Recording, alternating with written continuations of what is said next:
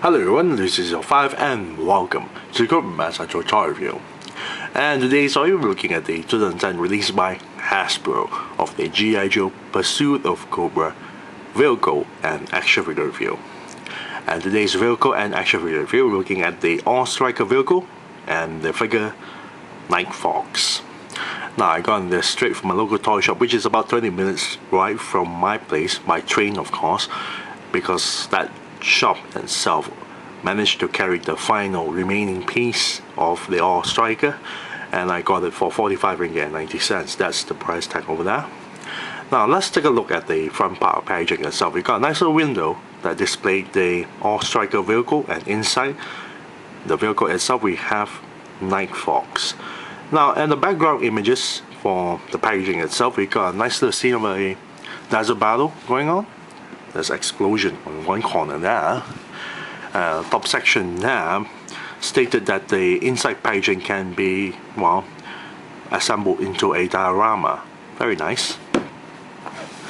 On one side here you got a nicer image of Night Fox, and here we have a smaller write-up stating what's G.I. Joe really about and who they are up against, which is Cobra. On the other side we have, well, an image of the All Striker blasting the cannon itself. Not really that impressive artwork, but still. At the bottom section here we have the file card for Night Fox, and stating here is that his name is Armando M. Ortiz. You got a nicer image of him. Serial number 412-37-A089. Grade P02, Petty Officer 2nd Class. Mission equipment: Haze, a hypersonic air surface trajectory electromagnetic cannon. Now at the bottom of the write-up stated Night Fox is the G.I. Joe team's special combat and operations expert. This former Navy SEAL takes control of challenging situations with tactical force and strategic impact. Now you might need to pay attention to this second part because it gets even more interesting. Calling on a broad range of skills including marksman, explosive expert, and combat diver. A combat diver in a desert battle scene. Wow. Now continue on. In the desert battle, he blasts through a Cobra blockade to weaken the enemy's defenses and open a path for his team. Very nice. Now at the back portion of the packaging itself, we have another write-up, and this time the write-up stated here, the All Striker bracket all-weather and environment vehicle blasts over the desert sand with its rugged suspension and highly responsive steering. This 4x4 glides over the toughest dunes and roughest rock trails in its path. Cobra forces are in trouble when the All Striker aims its advanced cannon system and opens fires. Very nice. And we have a nicer image of a diorama scene of the desert battle scene here. Got a nicer image of the All Striker with the figure Night Fox. Now it has a few features for this vehicle itself. We have the cannon that elevates and swivels, front wheels that actually turns, removable engine panel and detailed removable engine as shown here, and also 4-wheel suspension. This is one of the reasons I really wanted to get the All Striker. I never actually owned an All Striker, and the desert battle color looks actually not bad. So without further ado, let's open up this packaging so we can molest the toys. Be right back. And we're back after removing the figure and the rest of stuff out from packaging. Now inside the packaging it comes with a smaller instruction manual detailing on how to assemble the diorama, which is very simple. At the back portion is all blank. Now we have here a pre-assembled diorama. Now as you can see, the moment you remove everything out from the box itself, all you have to do is just, well, unfold the diorama piece, slot in this tab to this hole here, and slide in the bottom piece to this section here, like so. And there you have it. Now you get to see a nice little artwork of the desert battle diorama. Got a nice little smoke trail at the back of the mountains itself. You got a nice little explosion at the corner here with a large smoke trail. Very nice. Now Let's take a look at Night Fox accessories. Night Fox here, typically, like for all the Pursuit of Cobra vehicle packs that come along with a figure, it doesn't come with a base stand, but it does come with a whole slew of accessories. However, none of them are new stuff. They are all old stuff from the 25th anniversary to the Rise of Cobra. First, we have a pair of pistols. They are the same mold, so there's nothing so special about them. And you can see they're both not painted at all. They're pure, well, dark beige plastic color. The details is actually not bad. Got a nice little trigger there, handle, and a cock at the back. But the mold is from the 25th anniversary line, so there's nothing special with the pistols. Then we have his shotgun, again made with the same plastic material with the pistol itself. Got a handle, finger guard there, stock at the back, small little scope at the top. Very nice details, but the mold is from the 25th anniversary line. Here we have his heavy machine gun. Now the heavy machine gun comes in 3 pieces. The tripod is a separate piece, and so does the belt feet. Now the entire heavy machine gun with the tripod is not painted at all. It's in a dull green plastic color. Now the details are actually very nice, but it's actually from the 25th anniversary line, so does the belt feet. The belt feet is made of a grey plastic material, but the armor casing here is actually painted in gold. You can slot this belt feet into the heavy machine gun and then have the heavy machine gun connect with the tripod like so. Or you can always remove the tripod and have the end of the belt itself connect to the backpack, which is this. Now the backpack here is actually from the Rise of Cobra mold, and it's not painted at all. This is pure plastic color, pure green plastic color. The bottom section here is the slot where you place in the belt feet, or on the other side.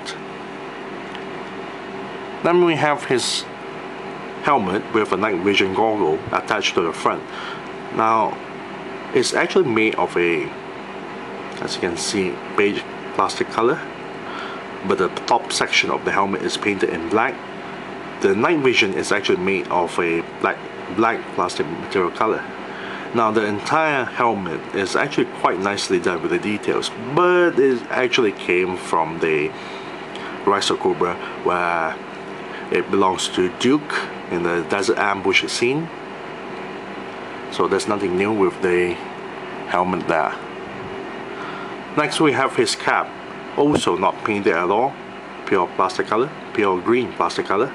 And this helmet is this hat here, this cap here is actually from the 25th anniversary line, and once more specifically is meant for Shockwave. Then we have his face mask, as you can see, to cover his face for the desert itself. This entire thing is not painted at all, just pure green plastic color. There's also nothing new. It actually came from the 25th anniversary line. And finally, well, actually there's one more, but I'll explain later. Here we have his web gear, or his vest. Now the entire web gear here is actually nothing new. It actually came from the Rise of Cobra, where Arrow Viper or the, well, Desert Viper is actually, well, equipped with the vest itself. So there's nothing new with the vest. The entire vest is made of a beige plastic color, but they actually tried to make it really dirty. Actually painted it, as you can see. You can see the paint slop from the inside of the web gear itself, from the edges there. So it actually made it not bad. The details is actually not bad looking, but there's nothing new there. Of course, there's a button from this section here to connect to this section, and for the figure to wear is rather easy. Oh, there goes Night Fox. And the final accessory is his holster and a belt, which is not removable. This entire piece here It's not painted at all, it's just pure green plastic color, and this actually came from the Desert Vipers, or the Elite Viper from the Rise of Cobra accessory. So there's nothing new with the holster there. Now let's take a look at the figure's paint job. Now, majority of the figures, colors are not painted at all. It's just pure plastic color. The entire arms, the upper torso, the waist area, the section of the waist area here is all pure black plastic color. Only on the crotch area they're actually painted beige in desert beige colors. The thigh section here is not painted at all. The kneecaps are not painted. Now for this section here, they actually did not paint this upper section of the shin here, but they painted the bottom section of the boots, and the boots is not painted at all, just pure plastic color. Now for the glove section, all I have to do is pop this out. It's actually made of a black plastic material color, so they actually painted the glove and the fingers in a flesh tone color. Very nice. And finally, the entire head is made of a black plastic material color, but the flesh tone skin and the eyes are actually painted. Well, it's alright. It's a typical way to release a cheap figure by not doing as much paint job as possible in a vehicle pack that comes along with a figure. Now let's take a look at the figure's mold. None of it from this figure is actually, has any new mold at all. The head actually came from Shockwave or Shock Blast. As you can see, they're both the same. The torso and the waist section actually came from the 25th anniversary Dusty, and the entire arms and legs actually came from this version of Duke, the Desert Ambush Duke. So there's nothing new for this figure itself. Furthermore, it seemed kind of cheap for this figure. Later on I'll explain why. Let's take a look at the figure's articulation. The head can actually go side to side, up and down a little bit, and turn 360 degrees. However, with the face mask on, it will have some problem turning the head 360 degrees. Also here can turn 360 degrees, move forward, back a little bit, and move side to side just a little bit. Shoulders here can turn 360 degrees, and lift the arms this high, elbow joint bend this far, back a little bit, turn 360 degrees, wrist joint turn 360 degrees. Now the hip joint is a bit loose, as you can see. There's open seams there. It's showing a little bit of gap, so it's a bit loose, especially on this side here. But when you lift the legs up, it's a bit tight. So I guess it's only when it's standing still it's a bit loose. So the hip joint can move forward, back a little bit, to the sides. Double jointed knee that only bent this far because due to the humongous thighs there.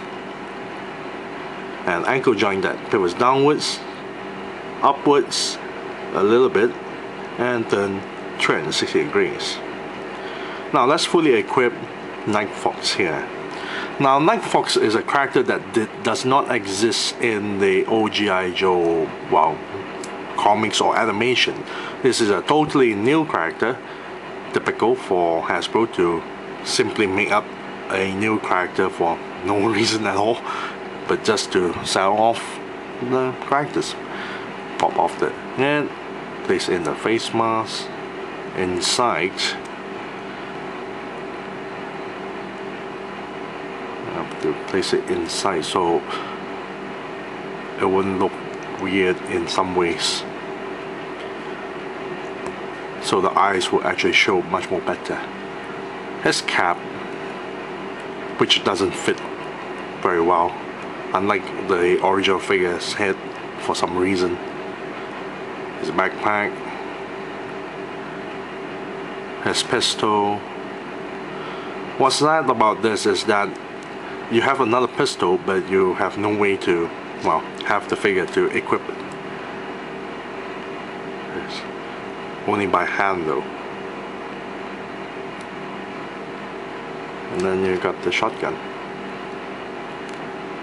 And there you have it. He looks like Shock Blast, well, Shockwave, except in a desert camo scene.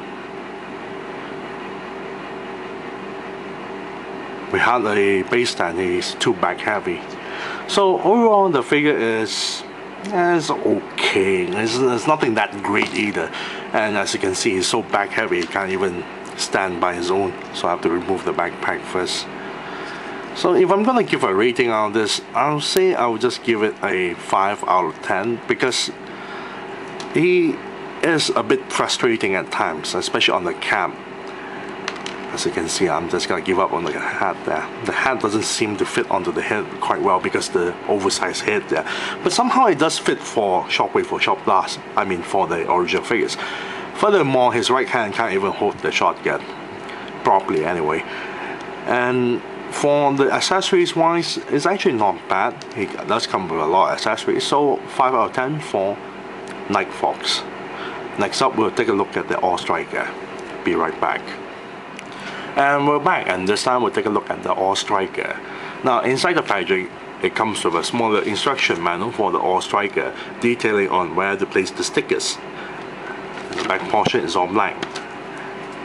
Here we have the small little sticker sheet, but there's a lot of small stickers, totaling 32 stickers needed to place onto the vehicle itself.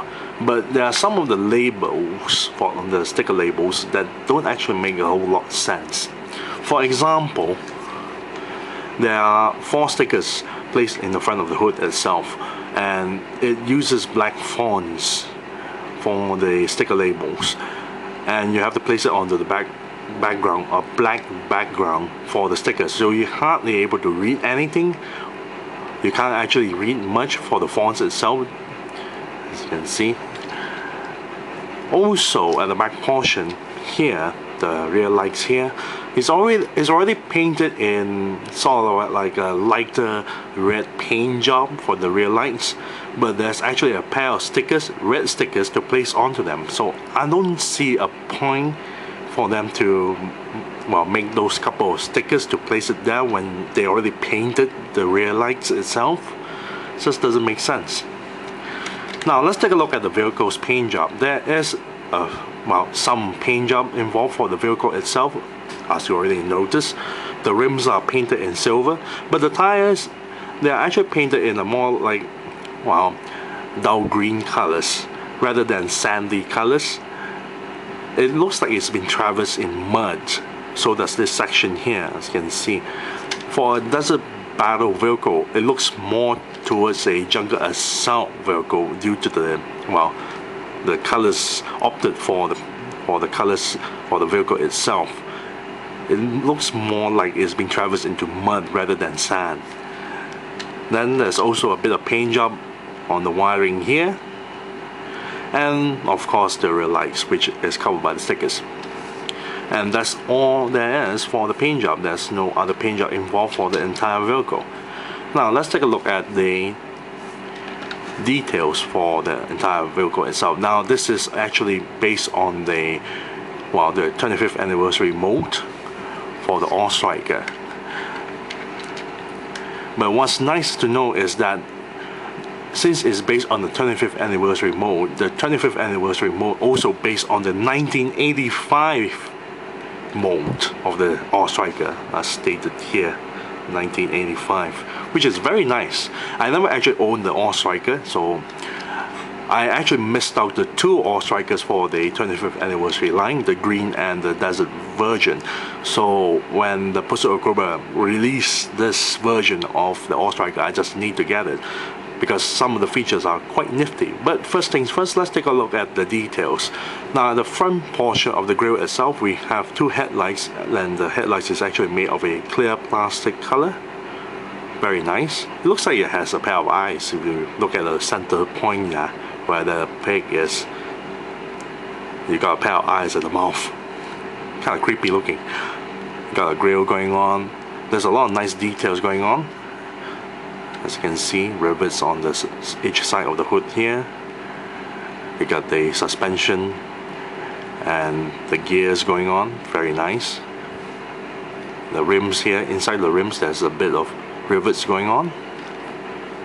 You got platforms from each side, and you can see the platforms there, very nicely done. It's not one simple singular plastic material. You actually have holes there, very nice, but some of them are not really well done. As you can see, this one is very well thoroughly punctured through with the holes, but you can see some of the section of the holes are not thoroughly punctured through. There's a couple pegs there. Well, there's one peg here, there's one peg here for each figure to stand on. Inside of the seating here, we have the driver's seat with a steering wheel and a gear stick, very nicely done with the details. We have a cushion sitting there. There's a passenger seat as well, very nicely done. Inside of the seating itself, there's a bit of a grille going on. The details are very nicely done. Then you have the antenna for each side. Now from this section here, you got a small little scanner that has a tube that attached to the scanner all the way to the top section of the roof here. Got nice little details on the top. You got a big old gun, the big old cannon here. However, I really don't like the cannon's plastic material. It looks kind of cheap looking, and it uses the same plastic material for all the engine cover here. Now the details for the cover is actually very nicely done. You got the ventilation fan there, you got the exhaust pipe here, got the wirings, and this is where you put the fuel into the vehicle itself.